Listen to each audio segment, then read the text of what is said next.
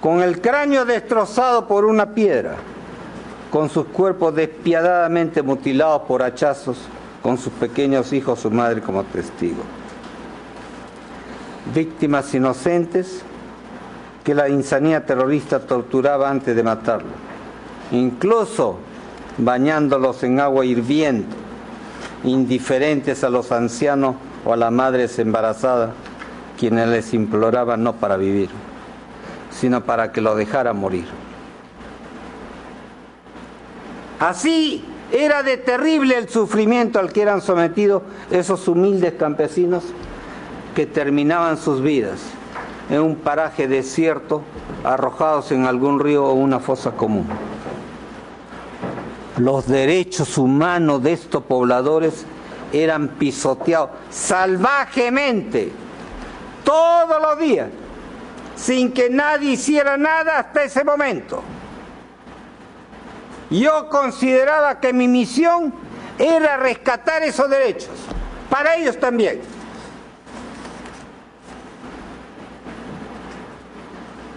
Señor presidente, quiero ser claro al decir que en ese permanente contacto con los pobladores, yo no iba a dar órdenes militares.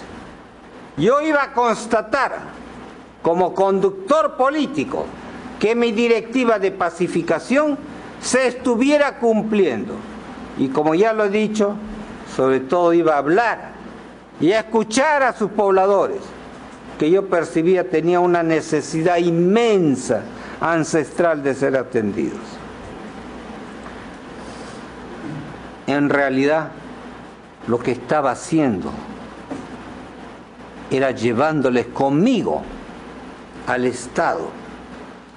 Los llevaba hasta los nativos, hasta la infinidad de comunidades y caseríos, que también forman parte del Perú. Como parte de mi política de pacificación, los llevé a lugares en donde el Estado había desaparecido durante siglos o simplemente no había existido. Este fue un aspecto medular, la inclusión de cientos de miles de peruanos que fueron olvidados o maltratados por su propio país. Esa y no otra fue la estrategia que lideré. Y no es exacto, como dijera en esta sala la parte acusadora, que era una estrategia que ya existía. Esta, señores, es una estrategia inédita que cambió para bien el rumbo del Perú. Estrategia que permitió que el Estado peruano, que nosotros mismos sobreviviéramos. Estrategia de la que me enorgullezco y hace posible que hoy estemos reunidos aquí. Estrategia de pacificación que yo, Alberto Fujimori, puedo decir, junto con la gran mayoría de peruanos, que se aplicó de manera eficaz, sin recurrir a nada sucio, sino por el contrario, pensando siempre en lo más pobre del país, no en algún rédito personal o político.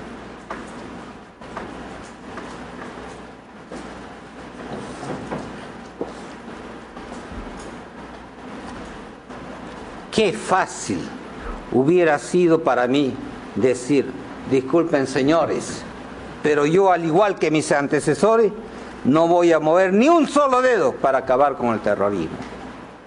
Tan cómodo que viviría actualmente sin problemas y sin acusaciones. Mientras que el Perú a estas alturas, los muertos y los daños de parte del terror habrían continuado. Yo sí asumí ese reto. Y reitero, me duelen en el alma las muertes y los excesos aislados que se dieron, en sentido contrario de la directiva de pacificación. La única que fue la piedra angular en el triunfo sobre el terrorismo. Y que hoy puedo seguir afirmando que fue la única estrategia en el mundo que permitió la derrota del terror por parte de un Estado. señor presidente de este tribunal, es esta mi respuesta. Es esta mi política. Una política única y limpia, que jamás incluyó la aplicación de una respuesta paralela o de guerra sucia, que los hechos que acabo de referir y la lógica y el sentido común niegan con total firmeza. Esa es mi obra, y la obra jamás se puede desligar de la persona. Y es que cuando mis acusadores me tildan de homicida, comparándome con Abimael Guzmán, de encabezar una organización criminal, están desconociendo burdamente lo hecho por mi gobierno, lo hecho por quien habla como presidente. Reitero, le digo a todo el país, me enorgullezco, señor presidente, de haberle devuelto la paz al Perú, a 26 millones de peruanos que fueron los testigos directos de mi trabajo por esa paz y de no encabezar ninguna organización criminal. Paros armados.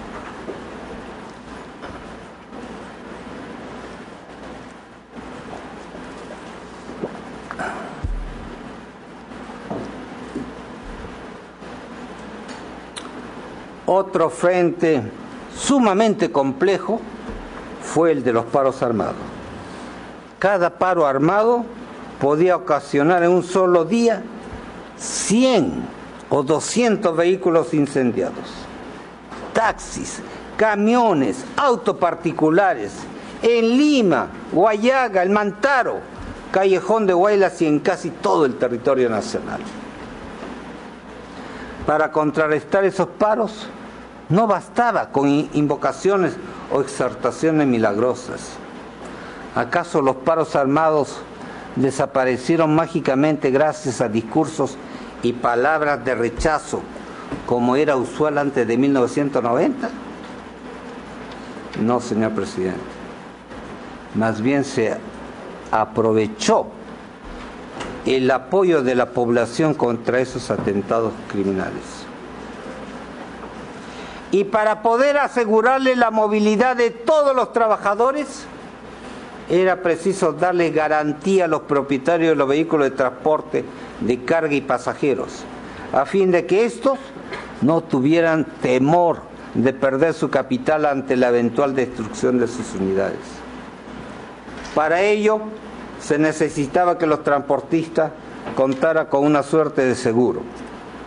Lo importante es que de esta manera, finalmente los propietarios le perdieron el miedo a los paros armados y estos comenzaron a debilitarse.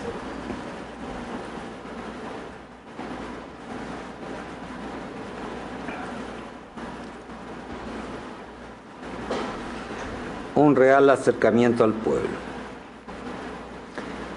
Cuando he escuchado a algunos testigos del proceso que se me sigue, sostener que conceptos como el de acercamiento a la población o el de las acciones cívicas ya existía antes de mi gobierno y que no se trataba de nada nuevo, con una evidente intención de minimizar, yo respondo que en efecto los conceptos, la teoría, en cierta forma ya existían.